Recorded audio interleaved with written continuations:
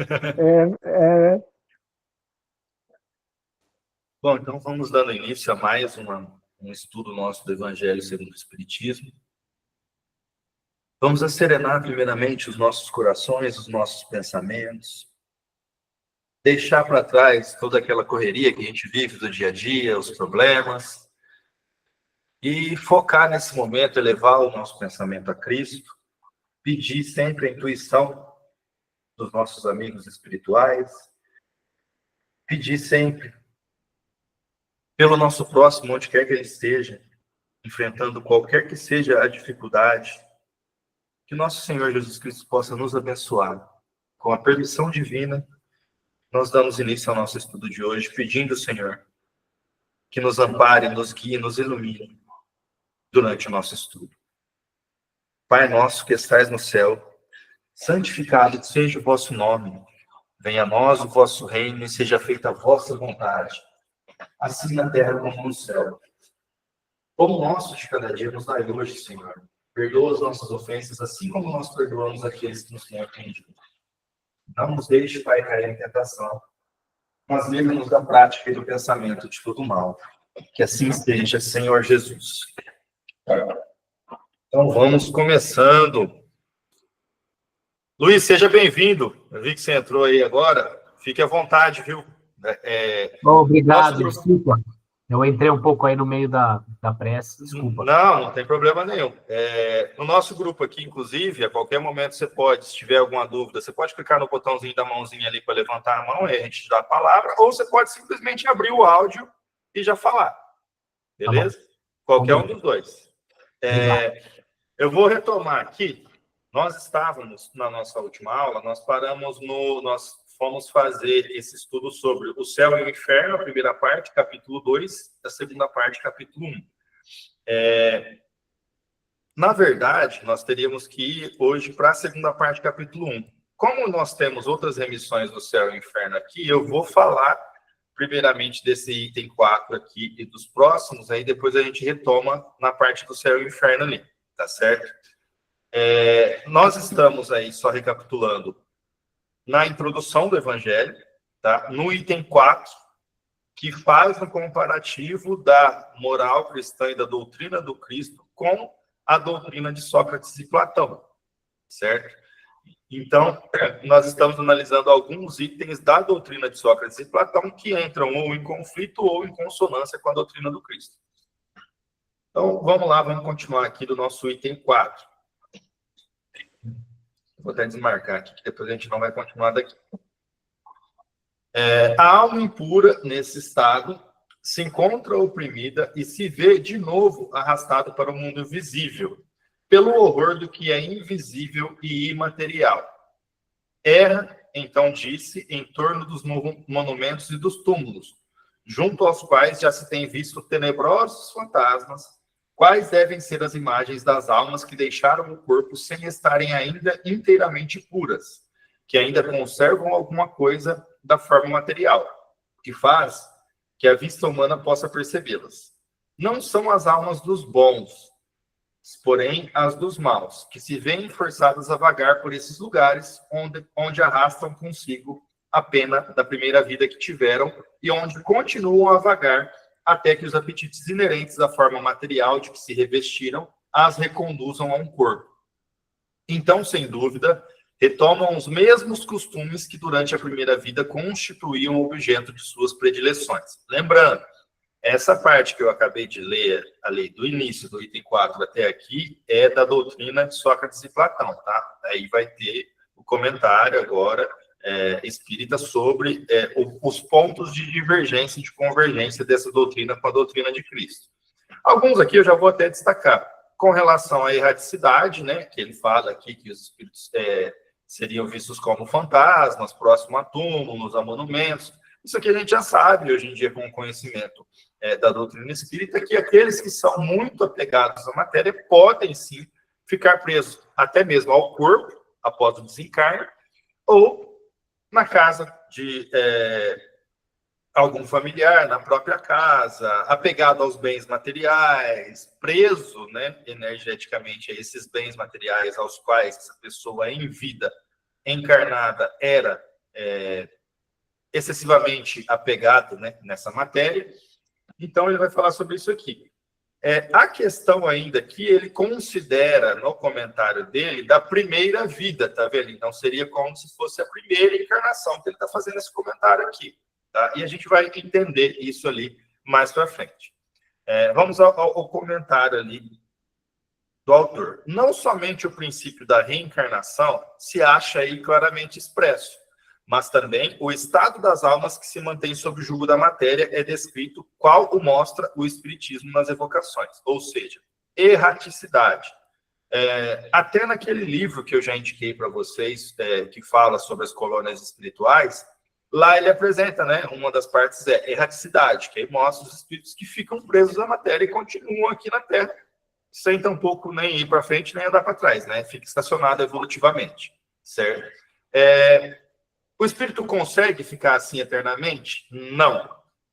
E isso é uma afirmação bem... A gente consegue ficar preso nesse estado aí por bastante tempo, vai depender do espírito aí, do apego que tem materialmente. Mas chega um momento em que o espírito ele se vê impelido a continuar o seu estágio evolutivo.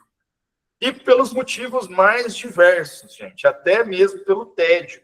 Inclusive, tem uma parte de um dos livros da série Nosso Lar que relata, inclusive, uma mãe conversando, se eu não me engano, com André Luiz, de que o espírito do filho dela, né, ele estava no umbral, ordenava uma das legiões lá do mal, lá do umbral há muito tempo, há 700 anos, se eu não me engano.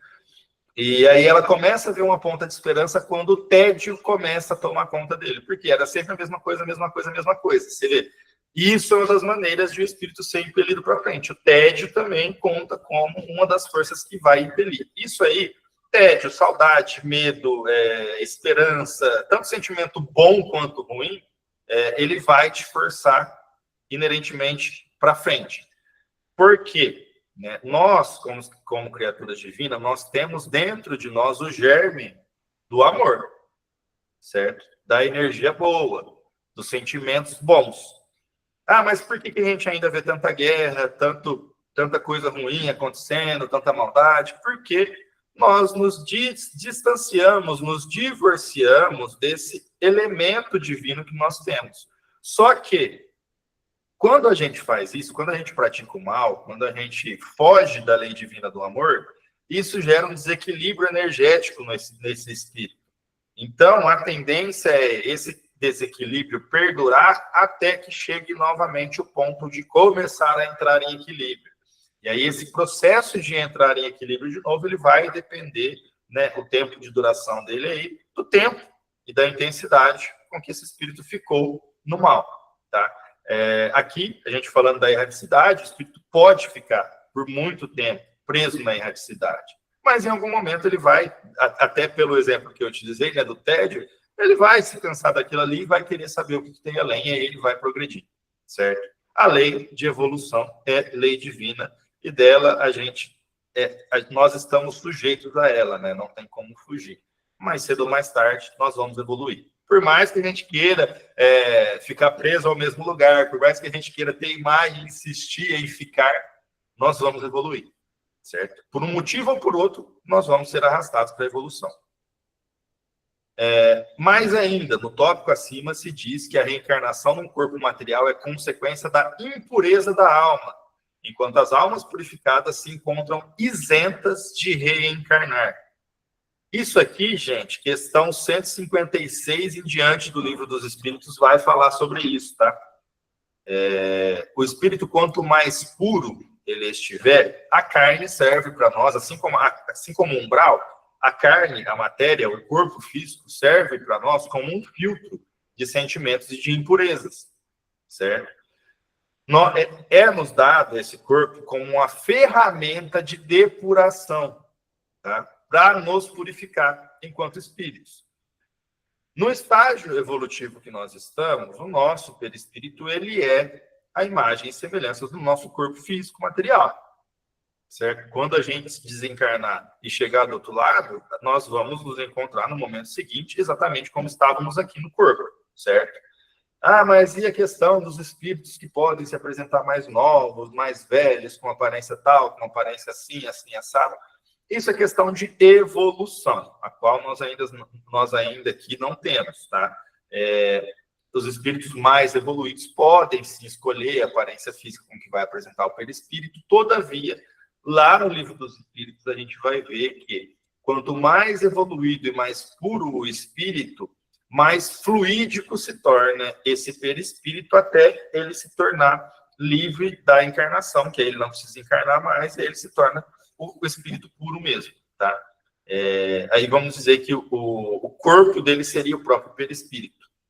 E aí ele não vai mais reencarnar, ele se torna totalmente etéreo, tá? Não, por quê? Porque não necessita mais dessa depuração do espírito pelo contato com a matéria grossa e pesada que nós vestimos agora na encarnação, certo? Por que eu disse que o umbral também serve como um filtro também, como esse instrumento de depuração?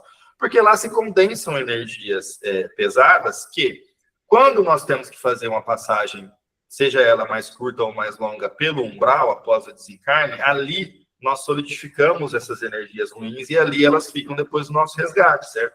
Nós levamos algumas junto ainda, a gente vê até relatos no primeiro livro mesmo do Nosso Lar, que as pessoas regurgitavam ali aquela matéria escura e tudo, ou às vezes saía pelas lágrimas, pelos poros.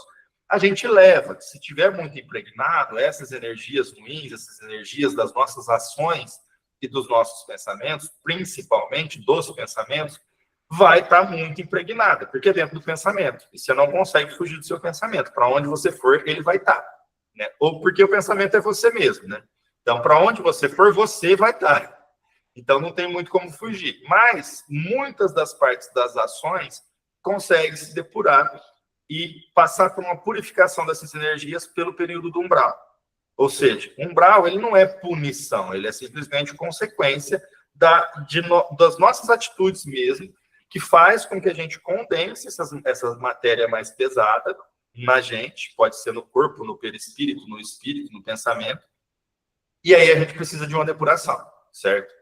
Então, aqui a gente vê muita semelhança, porque ele diz que essa reencarnação, Sócrates dizia que essa reencarnação era consequência da impureza da alma, e aí vem o livro dos Espíritos, né, muito após isso, nos confirmar que o espírito puro, ele realmente não encarna. Nós precisamos reencarnar de acordo com a impureza, porque nós temos questões a resolver que precisam, né, da matéria para serem resolvidas, certo? Lá em Nosso Lar também, só um destaquezinho aqui, Mãe, que eu vou fazer. Lá no Nosso Lar também, a gente vai se deparar com espíritos que demoram, principalmente os dos Ministérios da União Divina, que demoram mais tempo até reencarnar. 300, 400, 500 anos, 700, 1000 anos de uma encarnação para outra. Mas por que isso acontece? Pelo estágio evolutivo que se encontra, né? Eles já são espíritos que têm muitas e muitas e muitas horas de trabalho, né? Tem muito bônus hora, né?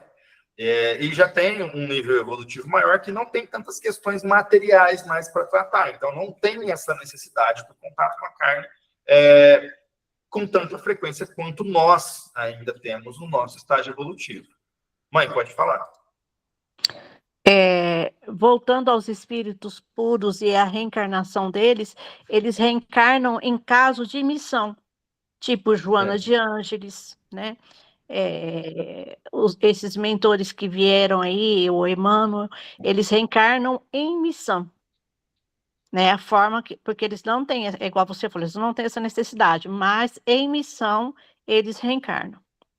A mãe de André Luiz, inclusive, ela deixa isso bem claro para ele. Não tem como, né? A mãe de André Luiz, só a gente colocando no contexto aqui, ela, assim que André Luiz chega lá, no Nosso Lar, resgatada, ela conta o plano dela de reencarnar de novo com o espírito que tinha sido o marido dela na última encarnação e as duas amantes dele que estavam lá, os três presos no umbral.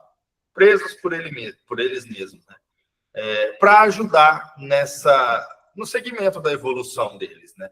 Então, seria para eles, para os três lá que estavam no umbral, uma reencarnação compulsória, né, que eles não vão escolher, eles não vão participar da montagem do próprio planejamento encarnatório, nesse caso, ela vem em missão, certo?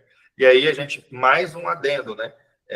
Quanto mais, aquela música do Legião Urbana que fala que disciplina é liberdade, é muito verdade, porque quanto mais o espírito é disciplinado, puro, bom nas suas ações, mais liberdade tem. Então, o livre-arbítrio, ele limita a nossa liberdade, ao mesmo tempo que nos dá mais liberdade. Se nós somos capazes apenas de fazer más escolhas, a nossa liberdade não é absoluta.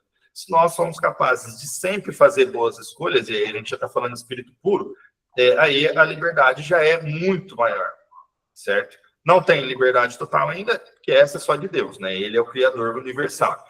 Mas, de qualquer forma, nesse caso aí, ela tem uma liberdade maior porque a encarnação dela não é compulsória. Ela escolheu esse plano e ela veio, como minha mãe acabou de dizer, em missão para fazer isso.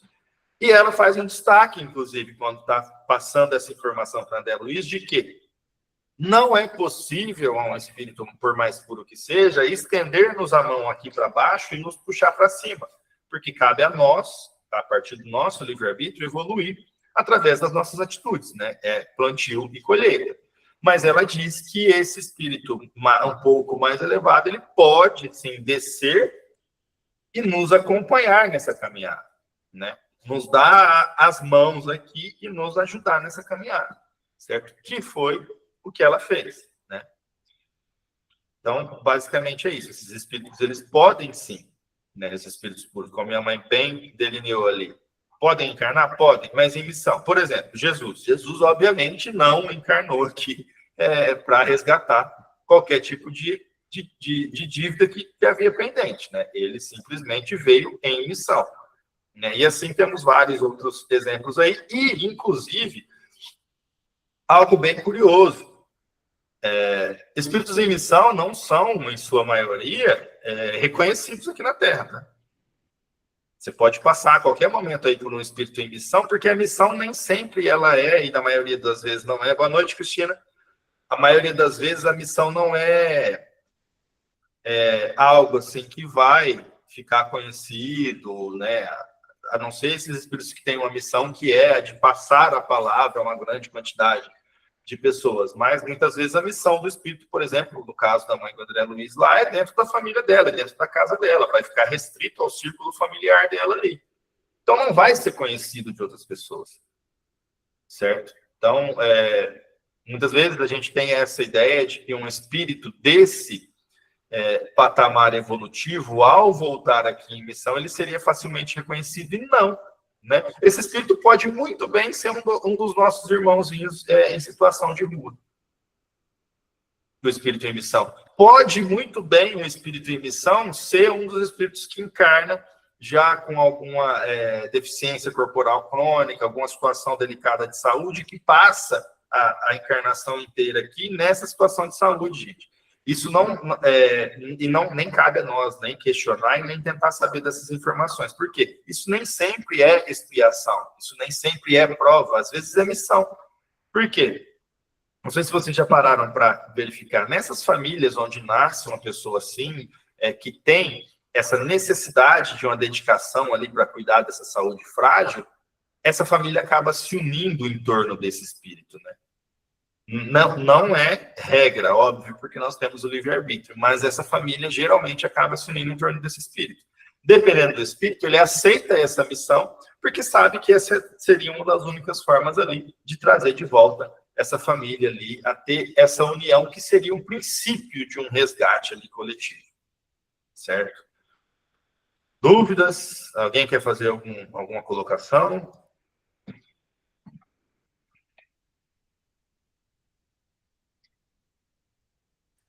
Então, vamos seguindo aqui. Então, ele vai falar ali que as almas impuras, as almas purificadas, aliás, se encontram isentas de reencarnar. Isentas, não têm a obrigação de reencarnar. Mas, como a gente disse, quanto mais puro, quanto mais evoluído, maior a liberdade. Aí pode ter a liberdade também de escolher vir em missão, certo? E aí a escolha do próprio espírito. Ah, mas então se eu evoluir antes de todos os meus espíritos afins aqui, os que eu tenho afinidade, os que eu tenho carinho, afeto, eu tenho que voltar em missão. Não tem que voltar em missão. Você pode, e é escolha, tá? E sendo escolha, obviamente, tem o mérito de quem pratica essas missões. Outra coisa não diz o Espiritismo, acrescentando apenas que a alma que boas resoluções tomou na erradicidade, que possui conhecimentos adquiridos, traz, ao renascer, menos defeitos, mais virtudes e ideias intuitivas do que tinha na sua existência precedente.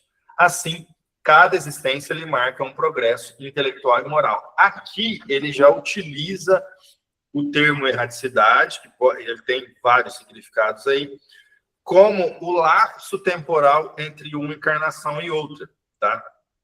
Enquanto nós não reencarnamos, mas ainda não temos um corpo físico, né, mas temos ainda essa obrigação de reencarnar, esse período é um período de erradicidade. Então, não só a erradicidade dos espíritos que ficam afetos à matéria aqui e presos a essa matéria, tá?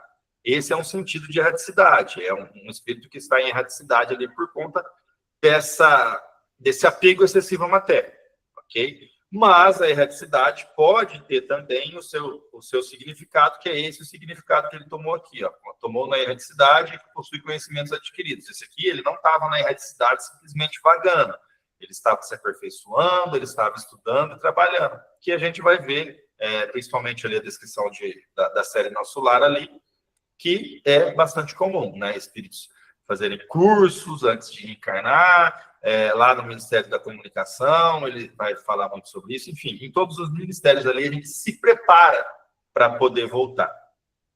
Essa remissão aqui ao céu e inferno, nós não vamos poder fazer ela, nós não vamos poder ir lá no livro Céu e Inferno e fazer essa remissão, porque é a segunda parte completa do céu e inferno, né? Que são os exemplos. O céu e inferno tem a primeira parte, e aí a segunda parte é onde tem aquelas conversas de Kardec com espíritos, né, que são coletadas ali em diversas sessões, que eles vão falar da sua situação após o desencarne material, tá?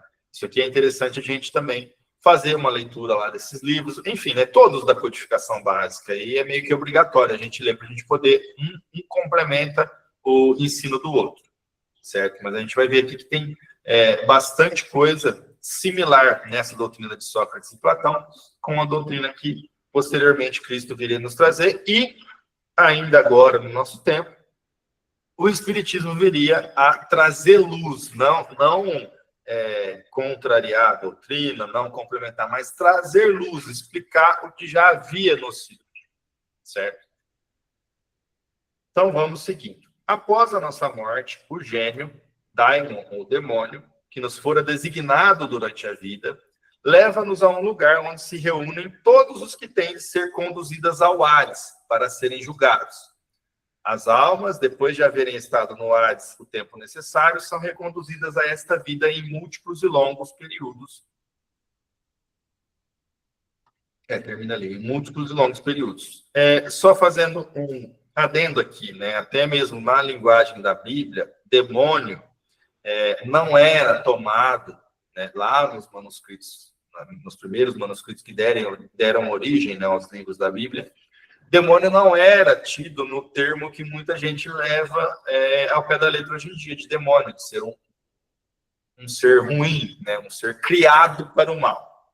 Não existe isso, até porque Deus nos criou espíritos puros, espíritos simples e ignorantes, como a gente vai ver lá no livro dos Espíritos, e aí cabe a nós, né, ir galgando degrau por degrau na nossa caminhada evolutiva. Mas daimon ali era como se fosse um gênio, tanto que se fosse transcrito ao pé da letra essas questões na Bíblia, teria passagens que estaria escrito que era um demônio bom, né, que não faz muito sentido, né? Então, daimon ali, ela era tomado como se fosse designação de espírito, de gênio, né? Então, não é levado ao pé da letra do termo demônio, assim como o diabo também, o termo em grego diabolos é opositor. Opositor somos nós mesmos, somos todos os espíritos errantes que se encontram em desconexão com a lei divina, tá? Não existe um espírito que foi criado por Deus e que é criado para o mal e que vai eternamente se dedicar a fazer o mal. Nem para nós, né? Como o diabo que pintam aí, né? Que seria um espírito que seria um ser que é criado para o mal e que era um anjo caído, né? Que aí ele se dedica a fazer o mal para a humanidade, que é o opositor da humanidade. O opositor da humanidade somos nós mesmos. Nós temos que nos dedicar a fazer a nossa reforma íntima. Por quê? Porque o que atrasa a nossa evolução são as nossas atitudes. É o que a gente faz do nosso livre-arbítrio. Tanto pode atrasar a nossa evolução, quanto pode acelerar o nosso processo evolutivo. Certo? O que ele está dizendo aqui é que, depois da nossa morte, nosso espírito ele vai ser conduzido a um lugar para ser julgado. Tá? Eu não lembro se é há 2.000 anos, aí vocês me ajudam aí, Lúcia. É no 2.000 anos que ele vai relatar sobre o julgamento lá do espírito, e aí, inclusive, fala que ele vai ter aquela passagem que ele vai encontrar com Jesus. Eu não lembro, eu acredito que é num desses aí, né, que é uma sequência de livros ali, mas eu acredito que é no há 2.000 anos. Então, tem esse tipo de julgamento.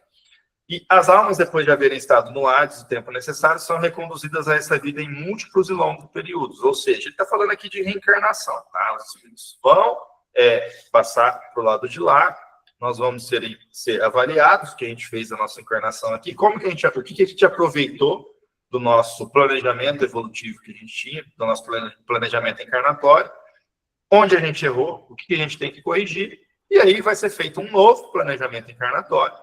E nós vamos vir novamente para tentar aparar as arestas ali que faltam. Lógico, já vou fazendo um adendo porque eu tinha dito anteriormente. Isso acontece, né, mas tem a exceção dos casos da encarnação compulsória. Por exemplo, os espíritos que eu falei, né, que era do esposo da mãe do André Luiz e das duas amantes dele, né? Que eles seriam conduzidos contra a própria vontade a uma encarnação, para poder continuar no processo evolutivo ali, mas por conta dessa missão. Mas quer dizer, então, que isso iria ferir o livre-arbítrio. O livre-arbítrio nosso é do tamanho da nossa evolução. Deus nos dá também, e isso é uma providência divina, né? Ele tem a misericórdia de saber que nem sempre nós sabemos escolher, e que nem sempre nós vamos tomar a melhor escolha. Então, por vezes, dependendo do estágio evolutivo, dependendo do estágio de sofrimento que se encontra aquele espírito ali, ele vai sim encarnar compulsoriamente para poder continuar esse estágio aí, certo? Em múltiplos e longos períodos. O Livro dos Espíritos, inclusive, nas questões 157 lá e seguintes, Kardec vai perguntar quantas vezes a gente encarna e tal, e ali eles vão falar que não tem um número determinado, que é enquanto a gente necessitar encarnar realmente. Certo? É a doutrina dos anjos guardiães, ou espíritos protetores, das reencarnações sucessivas, em seguida a intervalos mais ou menos longos de erraticidade. Aqui ele usa a erraticidade nesse mesmo segundo sentido que eu falei, né?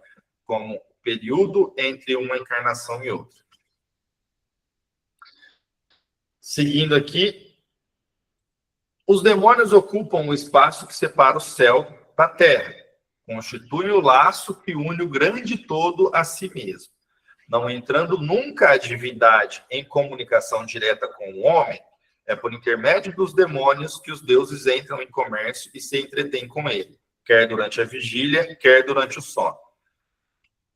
Ele vai fazer agora esse mesmo adendo que a gente fez, da palavra daimon. A palavra daimon, da qual fizeram o termo demônio, não era, na antiguidade, tomada a má parte, como nos tempos modernos. Não designava exclusivamente seres malfazejos, mas todos os espíritos em geral, dentre os quais se destacavam os espíritos superiores, chamados deuses, e os menos elevados, ou demônios propriamente ditos, que comunicavam diretamente com os homens.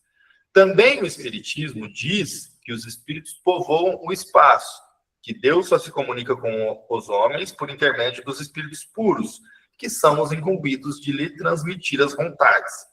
Que os espíritos se comunicam com eles durante a vigília e durante o sono, onde, em lugar da palavra demônio, a palavra espírito, e tereis a doutrina espírita, onde a palavra anjo, e tereis a doutrina cristã.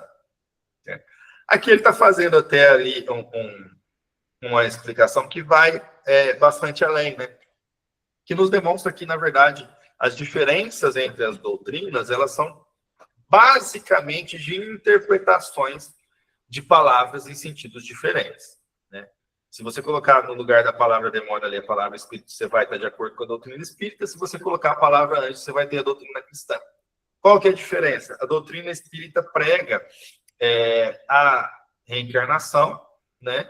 E aí o depuramento e a evolução desses espíritos, ou seja, anjo, todos nós um dia seremos, né? Nós seremos espíritos puros, daqui a milhões ou bilhões de anos, mas seremos. E ali, na doutrina cristã, o anjo ele era criado daquele jeito já, perfeito, né? Não, como não tem a reencarnação, então Deus selecionou alguns da criação para ter esse privilégio de já nascerem anjos, certo? E aí é onde entra um pouquinho em conflito aí as duas doutrinas. Mas, basicamente, a ideia é a mesma. E aí é algo que é até interessante a gente falar. O evangelho aqui, inclusive, a gente já viu isso em estudos anteriores, ele vai falar sobre a moral cristã. Só que ele vai falar sobre a moral cristã utilizando pontos da Bíblia. Não vai falar sobre dogma religioso. Por quê? Dogma religioso, como eu acabei de dizer aqui, cada religião vai ter o seu. Então, isso não interessa muito, porque sempre vai ter atrito e sempre vai ter dissenso nessas questões. Mas a moral cristã, o amar ao próximo como a ti mesmo, os ensinamentos do Cristo, para nós aqui, encarnados na Terra, eles não têm esse dissenso, né? Geralmente se concorda sobre a moral cristã. A moral cristã é a moral do bem, né? É o que prega Cristo, em uma única palavra, amor. Né? Amor ao próximo, amar a Deus, amar a si mesmo. Prega o bem como uma regra universal. Prega o amor como uma regra universal. Então, por isso que o evangelho ele vai se entreter na moral cristã. Não vamos entrar, você não vai ver o evangelho entrando em dogmas. Passa e faz explicação sobre alguns costumes da época para contextualizar esse ensino da moral cristã, mas não vai se ater a esses costumes, não vai se ater a esses dogmas, certo? Vai se ater à moral cristã em si. Ok? Alguém quer fazer mais algum comentário? Quer adicionar mais alguma coisa? Fiquem à vontade aí. Alguma dúvida, alguma pergunta? Bom, enquanto isso, eu aproveito e bebo água. Boa noite. Assim, Boa noite, Indira. Boa noite a todos. Só lembrando assim que o termo erraticidade, né? Que quando a gente inicia no espiritismo, a gente geralmente relaciona a erraticidade com inferioridade, né? Do espírito. E aí, a partir do estudo é que a gente vai entender, como você disse, que é esse momento que o espírito passa, né? Esse tempo que se dá entre uma reencarnação e outra, mas que ele não fica à toa, né? Ele fica estudando, né? Ele fica até trabalhando. Sim. E é esse tempo e que, como se diz, que tem a vida normal de espírito mesmo. E uma pergunta aí para ver se vocês entenderam bem com relação à erraticidade. Os espíritos puros, então, eles ficam eternamente na erraticidade, que eles não vão reencarnar mais, né? Aí é diferente, porque os espíritos puros, eu creio que eles não ficam na erraticidade, porque eles não têm mais a necessidade de reencarnar, como você próprio falou, né? Eles não têm a necessidade. Então, por isso que eles não se encontram na erraticidade. Eles não estão mais na erraticidade. Por quê? Aí já a morada deles, já né, o mundo espiritual. Porque eles já são espíritos puros, não precisam mais da matéria para fazer nenhum tipo de depuração. Então, a erraticidade, erraticidade tomada ao pé da letra como período entre uma encarnação e outra. Por que eles não ficam eternamente na erraticidade? Como a Edina bem disse, eles não têm mais a necessidade de encarnar. Então, eles não estão num período entre um e outro. Eles não vão reencarnar mais. Mas e se ele voltar em missão, aquele período que ele passou era erraticidade? Não, porque ele já está depurado, já é puro. Né? Ele só vai voltar em missão por opção própria, por exercício do livre-arbítrio. Tá? Mas, mesmo assim, não é considerado ali um período de erraticidade. Por quê? Porque lá já é o lar. Quando a gente se torna espírito puro. O lar é o mundo espiritual, que é, na verdade, o nosso lar já. Né? Nós precisamos fazer esses estágios aqui na Terra, ou em qualquer planeta aí que seja, para depuração. Tá? E eles não precisam, então não é considerado erraticidade. Eu E queria falar um também, pouquinho. Pode falar. Sim, eu digo assim, também na erraticidade a gente sabe que tem os graus assim, de espírito, né? Tem aqueles mais inferiores, tem aqueles medianos. Aí, como a Alberto falou, que são as ordens, né, dos espíritos. Né? Então, Sim, assim, isso tem está, um acho que, se eu grau não me assim engano, que cada um se encontra. na pergunta 100 do Livro dos Espíritos, ou por aí.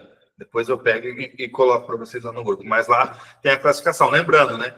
É uma classificação didática, obviamente, que existem diversas classificações dentre aquelas que se apresentam ali. Mas ali, como didática, ele pegou e apresentou algumas classificações ali para o Kardec, quando ele fez essa questão de quais seriam as classes dos espíritos, tá? Não existem só aquelas. E ele deixa claro isso já no início da questão, da resposta, né? Eu queria falar um falar. pouquinho dos espíritos, enquanto você falava, esses que ficam muito, muito tempo presos no umbral, né? Que não conseguem sair, como que a misericórdia divina os alcança? Uns ficam tanto tempo que eles vão perdendo até a forma do perispírito. E aí, quando eles reencarnam, né? É uma reencarnação compulsória, igual eu vi o Emerson Petersoli falando de uma criança que nasceu anencéfala, sem o cérebro. Aí no hospital, a mãe já deixou a criança, né?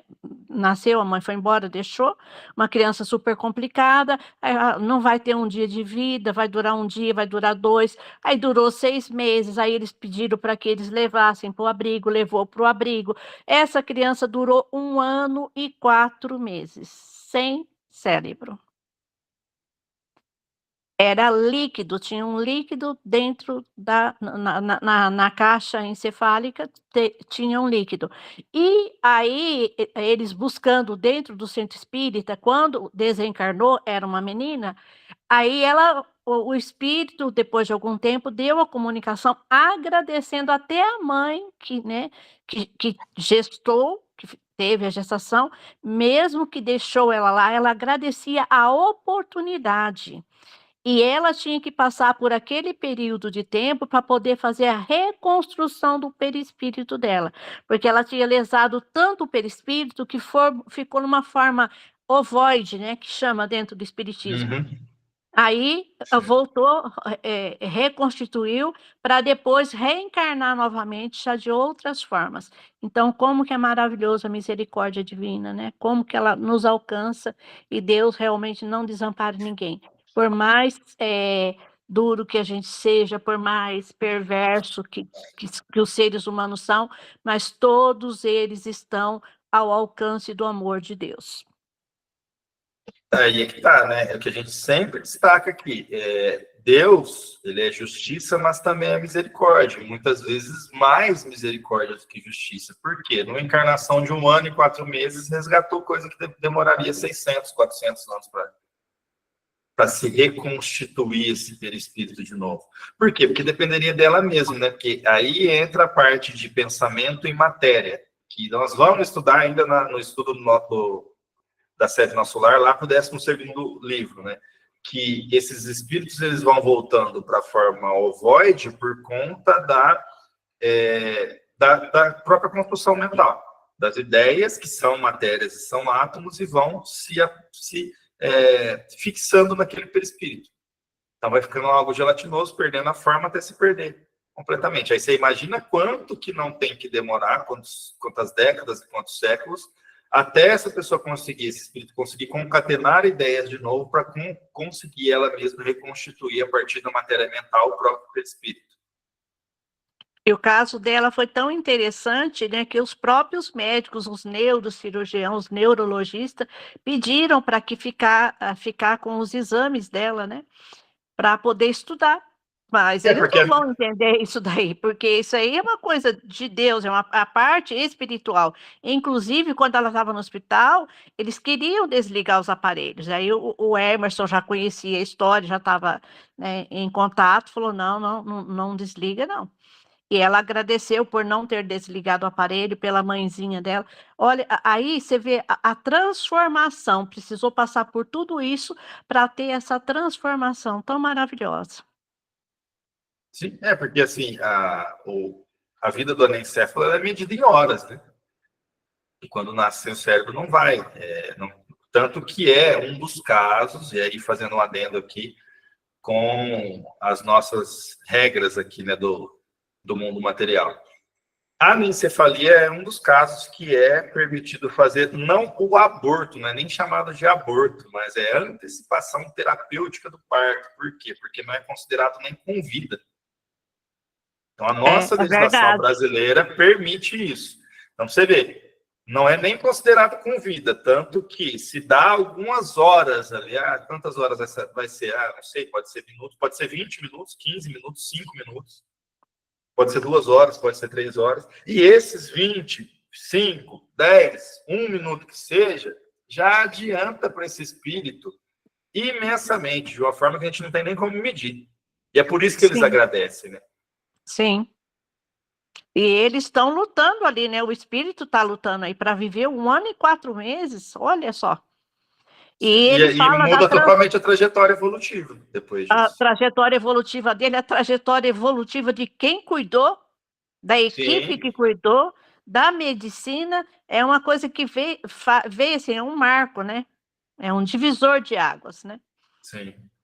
Maravilhoso. Não afeta só. E aí é por isso que, né, o suicídio é tão abominado, porque o planejamento encarnatório, gente, ele é muito complicado, porque não envolve uma pessoa só, nunca. Ninguém nasce sozinho. Envolve centenas de pessoas. E você imagina como que não é organizar para essa galera toda se encontrar aqui e poder resgatar as coisas aqui. Então é complicado. E é por isso que, né, como nós dizíamos nos estudos anteriores lá, que é providência divina essa questão de nós termos o temor da morte. Justamente para não atrapalhar nisso. Porque se não tivesse o temor da morte, assim como um instinto de sobrevivência, diante de uma prova muito difícil, a gente poderia...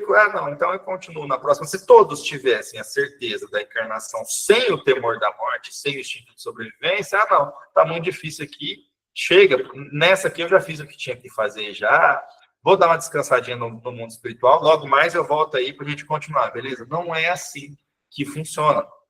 E aí é que tá, né? Quando você atenta contra a sua própria vida na encarnação, você não atenta só contra a sua vida, você atenta contra o planejamento encarnatório de diversos espíritos. E isso, se eu não me engano, no segundo filme do Nosso Lar, fala sobre isso, né? Fala. Uma coisa interessante também é a espiritualidade, né? No caso de uma pessoa só dentro de uma família, né, que se suicida, já compromete tudo a reencarnação daquele conjunto, daquele núcleo familiar. Agora, você imagina a espiritualidade juntar todo aquele povo, igual juntou na Boate Kiss, né, para acontecer aquilo ali, dentro daquele contexto. Que coisa, assim, olha, é uma grandeza tão grande que eu fico assim, tem hora que eu falo: "Meu Deus", sabe, é difícil até de entender, é só por Deus mesmo, só Deus mesmo para fazer uma coisa dessa. E você imagina, né? A gente estava falando até agora do alcance nos encarnados, porque se uma pessoa se suicida, ela vai influenciar também no planejamento encarnatório de outras pessoas. Por quê? Muitas vezes você precisaria daquela pessoa viva mais para frente para acontecer alguma coisa ali e você resgatar algo ou aprender algo, continuar de alguma forma. E não vai ser possível. Então você vai ter que adiar isso, talvez, para uma outra encarnação, que a gente nem sabe quando que vai ser possível, porque aí tem que estar os mesmos integrantes ali, as mesmas pessoas envolvidas numa mesma encarnação ao mesmo tempo aqui na Terra. Então é difícil. A gente falou sobre esses. Mas aí tem além.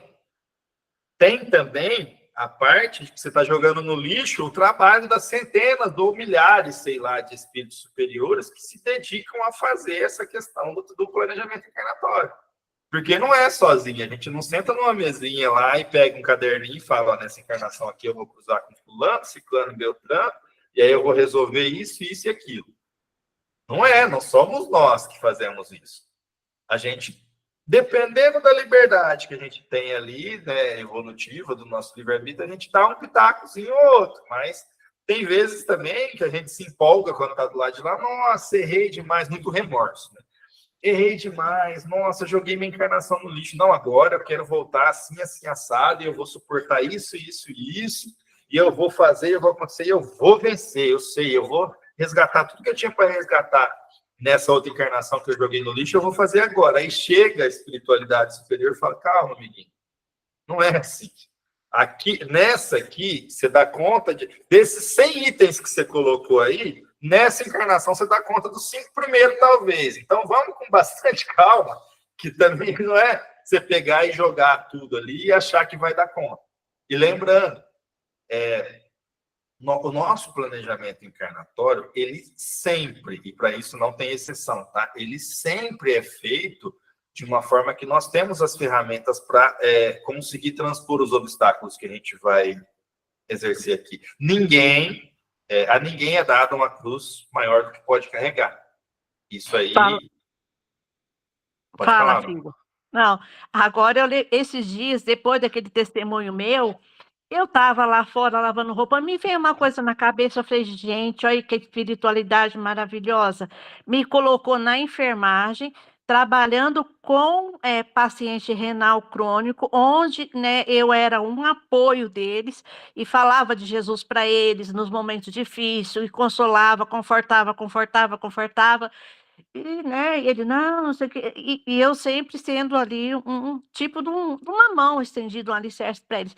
De repente me vem aquele diagnóstico, aí eu falei, e agora? Se não fosse isso, eu acredito que eu teria fraquejado.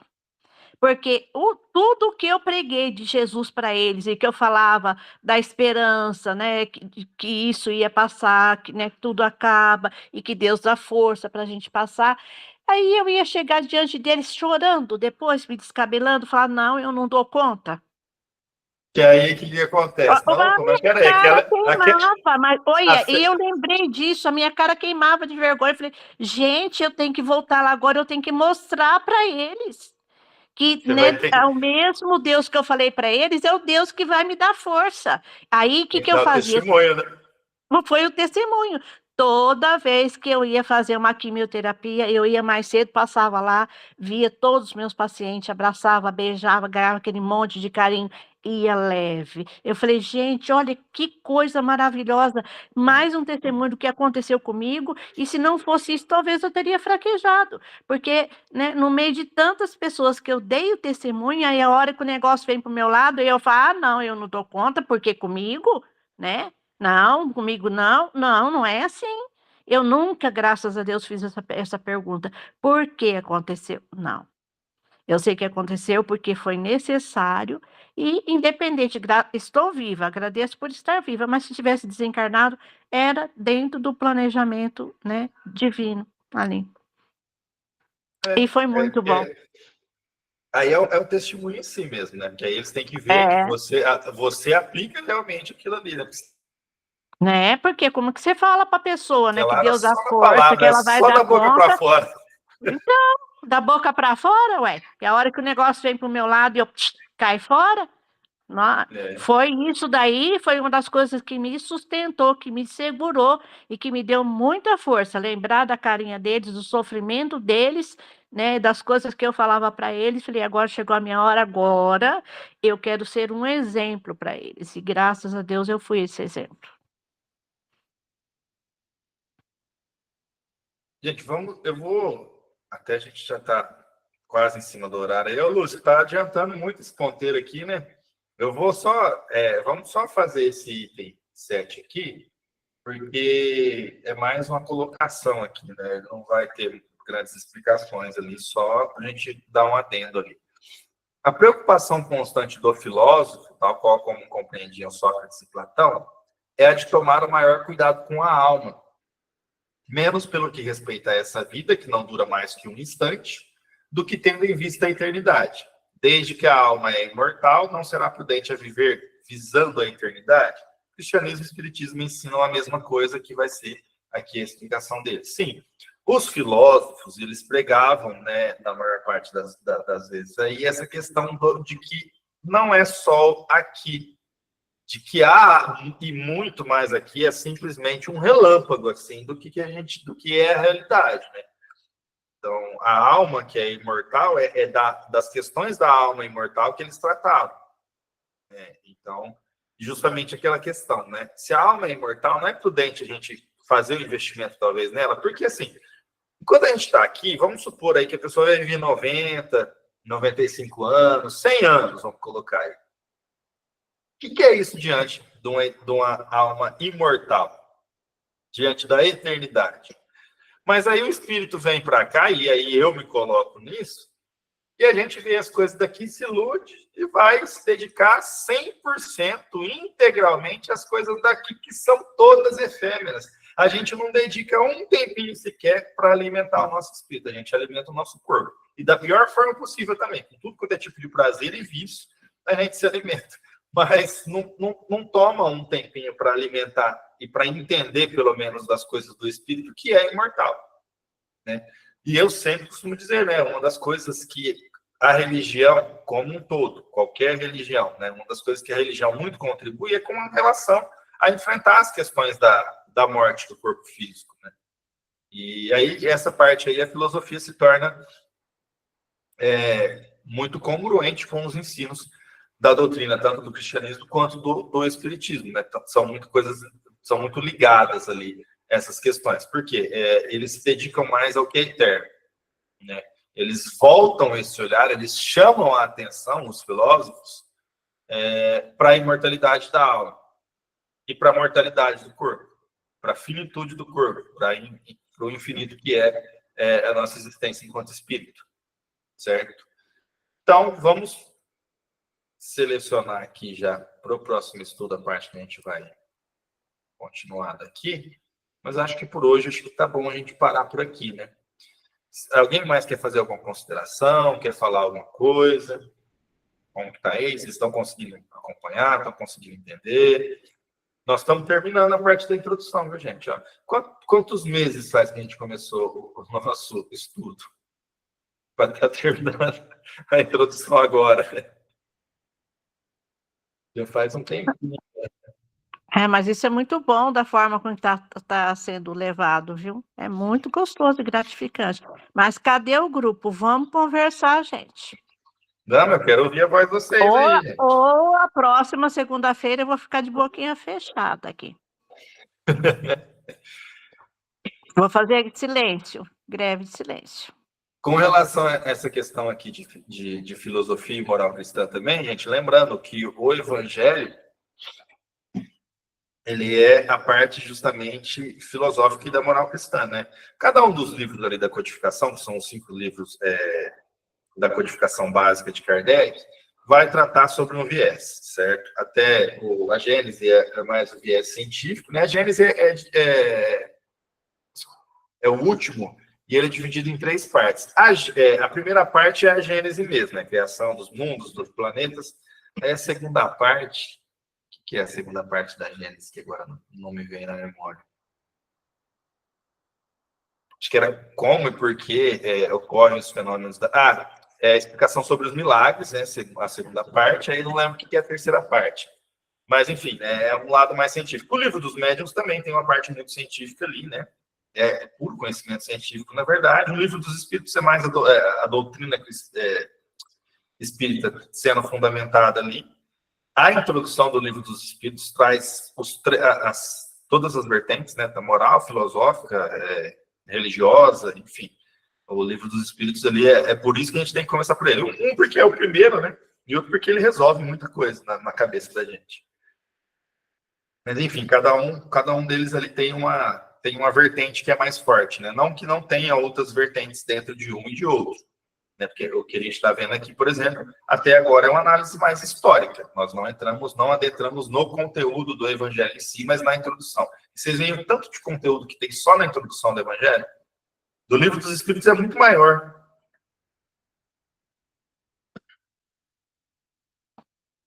Sim, é verdade. É tudo muito profundo, né? E é abertura, né? É o que vai abrir a mente para as coisas que vão vir aí agora, né?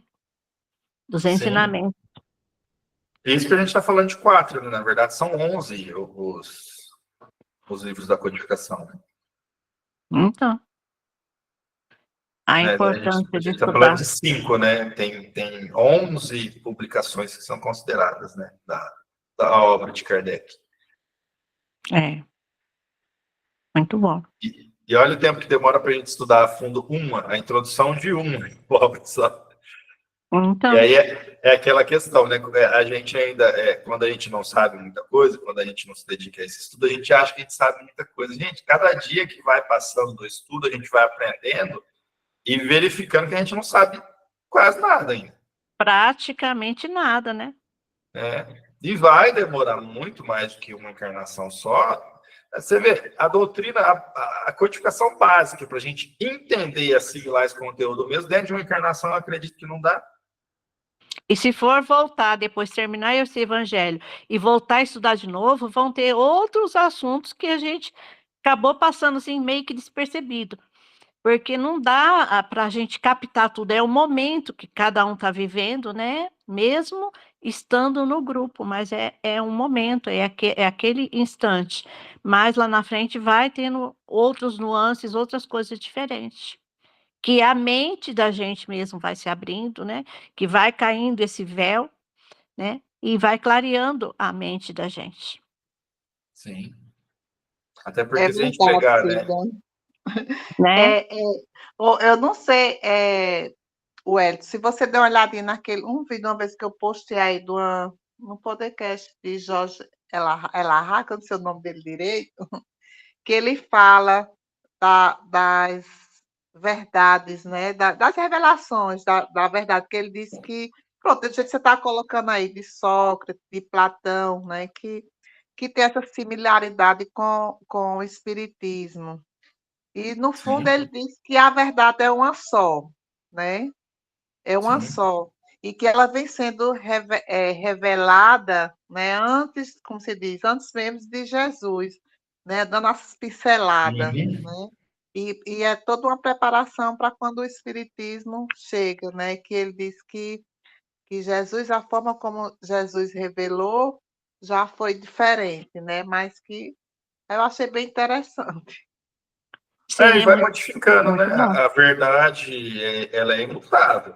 As leis de Deus são imutáveis. O que vai acontecendo Justamente. é que conforme a gente vai tendo mais condição, a gente vai conseguir compreender. Então, o que Compreender vai isso mesmo. acontecendo Eu de achei bem tempos em tempos, né? interessante. Vai, Uhum. vai, vai se trazendo uma nova luz sobre esses ensinamentos, né? Que foi o que Jesus trouxe, né? Eu não vim para mudar a lei, mas fazer com que compreendam. Compreendo, é isso mesmo. Bem interessante. Então E é tem isso, muita coisa gente. para a gente aprender ainda, né? Colocar em prática em nossa vida. E conforme a gente vai aprendendo, a espiritualidade vai liberando outras coisas, né? De E tem uma acordo coisa, né? com aquilo que a gente dá conta, né? Misericórdia, porque a gente não dá conta nem dessas coisas que a gente está sabendo aí. Exatamente. Antes até da gente entrar nesse estudo de hoje, eu estava refletindo sobre uma coisa, né? A responsabilidade que a gente tem de saber também. Por Sim, exemplo, vou citar um exemplo meu de uma coisa que eu imaginei. Se uma pessoa está andando de moto a 200 por hora na pista, sofre um acidente e morre, isso é suicídio, não é? sim. Mas é consciente Suicídio. ou inconsciente? É um suicídio consciente, sim, porque passou do limite da segurança, ele tem que ter essa consciência. É igual se tem uma coisa que é um veneno. Você sabe que se você beber aquilo lá, você vai morrer. Você vai pegar e vai tomar? Então, mas na verdade não, mãe. Na Não verdade, é? ele só é consciente se a pessoa tem essa consciência de que aquilo ali é suicídio. Muitas das pessoas não têm. Eu, por exemplo, se eu fizer isso, é suicídio consciente. Agora, Você se é uma outra consciente. pessoa Sim, é por esse lado, sim. Quem não tem o conhecimento é um suicida inconsciente, é verdade, tem razão. inconsciente, porque ele não sabe que É. ele está se suicidando. Por quê? Ele É, tem a possibilidade tanto de morrer quanto de não. sim, Entendeu? Então, Uhum. e aí é a responsabilidade. Se eu fizer isso, me é cobrado mais, porque eu sei que é suicídio consciente. É Entendeu? um suicídio Então, consciente, é e verdade. isso aí é um adendo para a gente saber. Tipo, a gente está aprendendo aqui tudo. E por que a gente não tem essa verdade revelada toda? Por conta disso, do peso da responsabilidade de saber. Nós não É, temos essa condição ainda de saber tudo. sim, Boa, é verdade. boa noite. Boa noite. Boa noite. Eu penso diferente, porque mesmo nas leis humanas, nas leis de trânsito, tem o seu limite, tem um limite. Você passando desse limite, você sabe que você está correndo risco. O indivíduo pode não saber que isso Vai acontecer é fatalmente com ele. isso, exatamente. Ele aposta, ele vai na emoção, na adrenalina, mas ele sabe que ele não pode exceder o limite, porque ele vai dar cabo à vida. Ele sabe que dando cabo à vida dessa forma é um suicídio, pelo menos é a leitura que eu faço em relação a isso, porque faz parte das nossas leis. O Faz limite é parte. 60. O limite é 60. Você vai em 80. Digamos que em 80 ali acontece um desencarne, um acidente. Você cometeu um suicídio. Sim, então, mas vai ter gente Agora, que não Ana vai imaginar que Patrícia, esses 80 levou a vida, né? viu, Ana? Agora sim, eu acho que também tem a questão da intenção, né, que tem que estar por trás. Como você diz, às vezes vai na adrenalina, mas ele tinha a intenção de, quando ele não conhece, né, de se matar, né? Como a gente viu com o André Luiz. Então, ele passou um bocado de tempo para entender que o que ele fez foi um suicídio, como se diz. Eu acho que o dele foi inconsciente, né? Porque ele não O dele é tinha, como se inconsciente. diz, o conhecimento, né? Aí, assim, eu acho que acho que cada caso, na realidade, cada caso é um caso, né? Sim, mas aí é que tá, né? Essa discussão que é legal, porque assim, tem muitos nuances nisso aí, nenhuma questão só, entendeu? Mas fica essa questão da responsabilidade. E se o André Luiz, na próxima vida, depois de todas as passagens do nosso lar ali, ele caísse de novo no vício e isso levasse a uma antecipação do desencarne dele? Que aí talvez a gente vai falar assim, mas aí já era consciente. Mas ele não teve o benefício do esquecimento quando reencarnou? Olha onde essa discussão vai. Sim, ó, só que assim, eu já vejo, o meu ponto de vista é assim, quando a pessoa tem o conhecimento espiritual que a gente está tendo dentro do estudo espírita, no caso, até quando a gula é um suicídio também. Porque você A tem responsabilidade, de essa qualquer forma, é maior. sim, é você tendo essa consciência e esse conhecimento. Agora, quem não tem o conhecimento espiritual, eles nem acham que isso daí é suicídio, porque eles não têm o conhecimento espiritual. Vão chegar do outro lado como um suicida inconsciente, porque não tinha o conhecimento. Quando tem o conhecimento, é um suicida consciente. É igual, né, eu tenho conhecimento. Se eu começar a beber, virar uma alcoólatra e desencarnar, eu vou desencarnar sabendo que eu estou me suicidando. Eu sou uma suicida consciente. Porque até mesmo do André Luiz, que é considerado suicídio inconsciente. Mas ele era na Terra o quê? Médico. Era médico. Ele sabia que o álcool, Sim. desregramento do sexo, cigarro, a vida de boemia, levaria à antecipação do desencarne? Levaria, mas ele não tinha consciência E o do conhecimento suicídio em si. espírita. Então, Mas, enfim, eu né? vejo dessa Essa é uma forma. discussão que se estende muito. Mas é gostoso isso daí, porque faz a gente pensar, puxa a mente da gente, né? É muito bom. Mãe, você faz uma prece para a gente, para nós encerrarmos o estudo de hoje? Faço sim.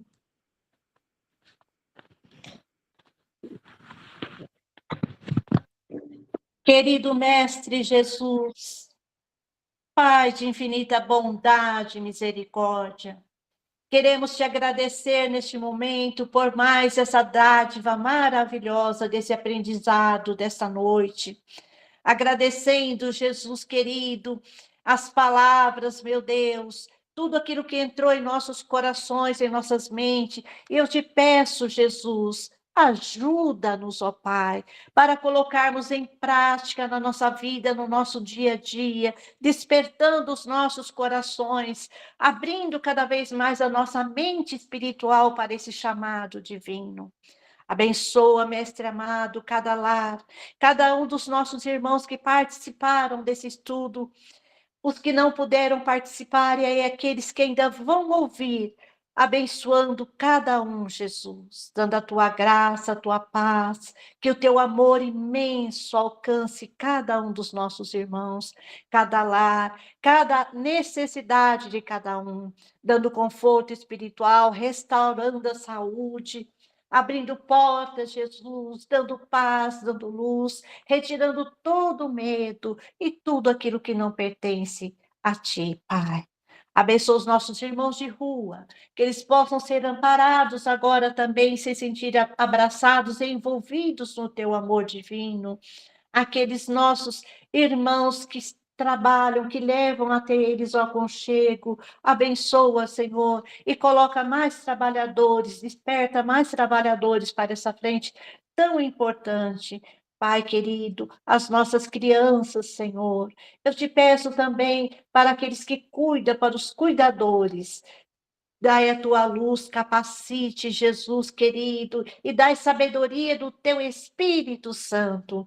Visita também os hospitais agora, cada um no seu leito de dor, de sofrimento, dando, Jesus querido, conforto, libertando, curando os que for de cura, dando paz de espírito e libertação e aceitação para aqueles que estiverem partindo. Jesus, abençoa também os nossos irmãos e ajuda aqueles que estão nos presídios, ó Pai, que durante o repouso do sono eles possam ser esclarecidos também. E ajuda, querido Mestre, na transformação de cada um, nós te pedimos, ó Pai, no nome santo e amado do teu Filho Jesus, te pedimos pelos governantes, nos países que estão em guerra, Jesus, dai amparo e proteção para cada um.